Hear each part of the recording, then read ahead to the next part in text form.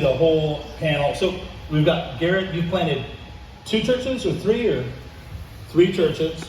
Brian, you've not planted any, but Brian's up here, he agreed to come up here. I had John Moody on this panel because John and I always somehow insult each other each year. And I wanted him up here to look stupid, but he backed out, so doesn't matter. So Brian's here because he's kind of done a replant in a way. Zach, you've planted 1 church you're in right now. And Michael's planted a church and in some ways replanted a church. Is that fair? Kind of, yeah, a little bit of that. Kind of a soft reboot to some degree. And I've planted 2 churches, so that's kind of our background. So first, one of the questions is, how do we find an initial core group?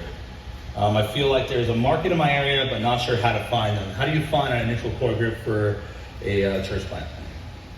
Someone grab the mic and go for it.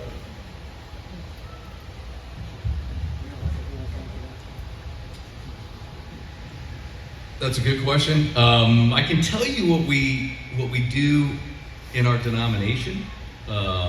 We have a projected or potential church plant page on our website. Normally what's going to happen, I would imagine you're not even going to be thinking about it if it's just you, but you start to gel somehow. Maybe you randomly meet some people and you've got 3 or 4 families is not enough.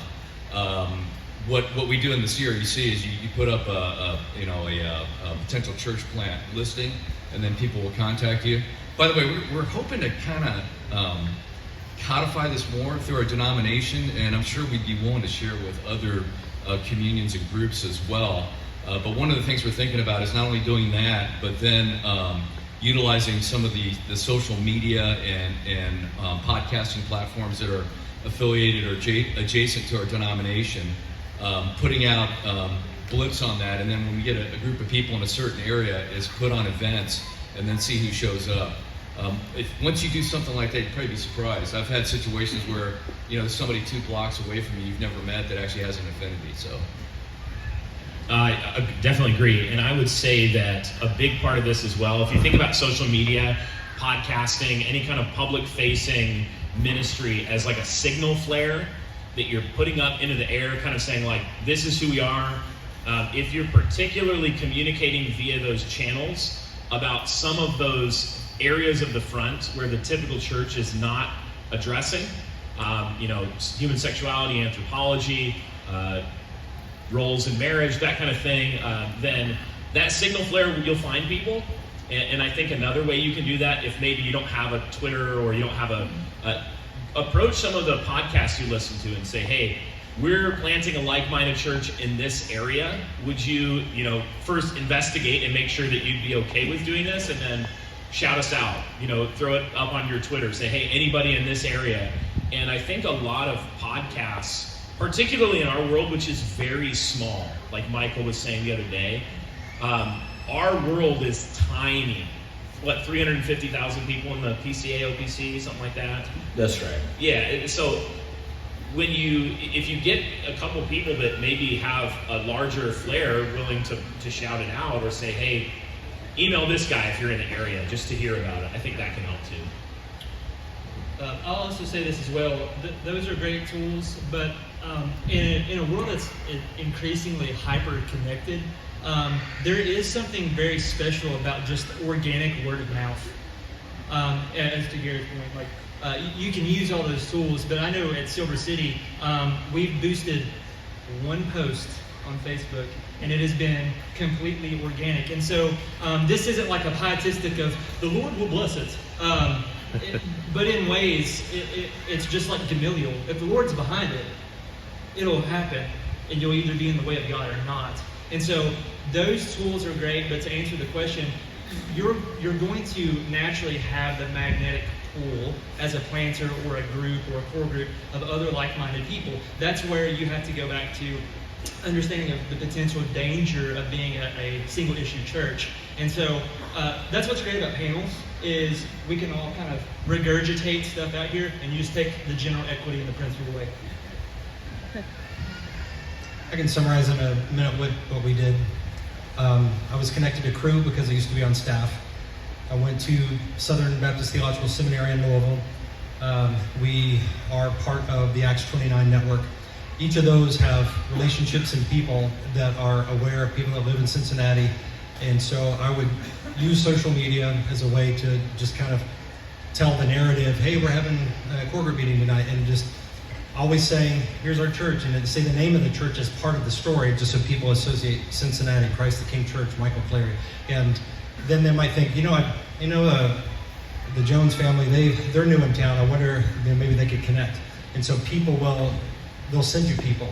Whenever we meet people, we always invited them to our house for a meal, and we would just hang out and get to know them interpersonally. And we'd always invite them to a core group meeting. Every core group meeting, I had a spiel. We would do a Bible study, so there was just, here's some spiritual food, some teaching for you.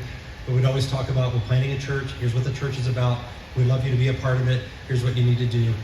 And just repeat that over and over and over again. The first year we were here, I calculated at one point, several hundred, going on 1,000 people in our home the first year. Just all kinds of people all the time in and out of our house. And I'm an introvert. That's the one part that you said yesterday, Garrett. I was like, man, that was a stretch for me. But it was exhausting, but it was fruitful.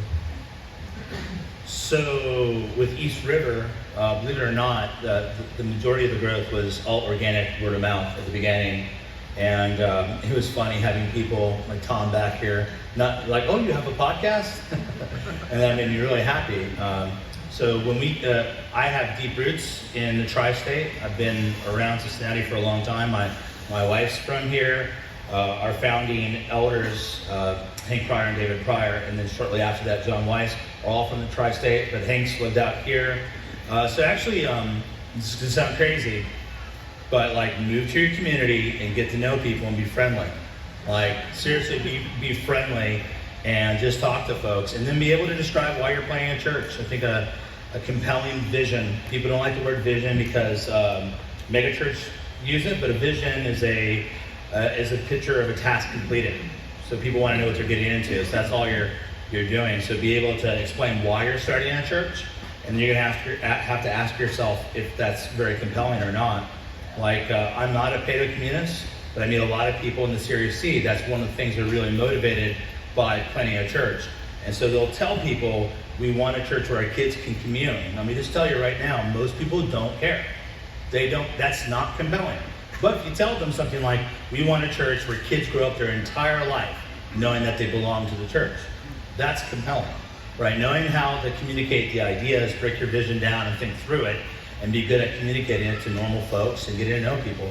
You can join soccer leagues, go to the gym, join a karate gym, but that's some of the stuff that Garrett was saying people might not like because it's so practical and they think it's not spiritual. But all that's a breaking down of a spiritual principle. Someone that's called to be a church planner or equipped is a good gatherer, and they're people persons. That might be a big personality, right? But it also might be a more subtle personality that's still good at dialing in with people. So you have to spend time with people where you can meet them, and you can use all the signal boost stuff.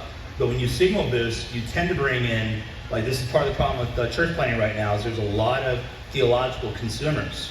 Right? They want to know, do you have all these doctrines that are kind of way down the doctrinal line? Do you have all this stuff? Those people coming to your church, those are sort of people that also divide rapidly over like the doctrine. So just think about that. Oh, this is an easy one. Not everyone needs to comment on this.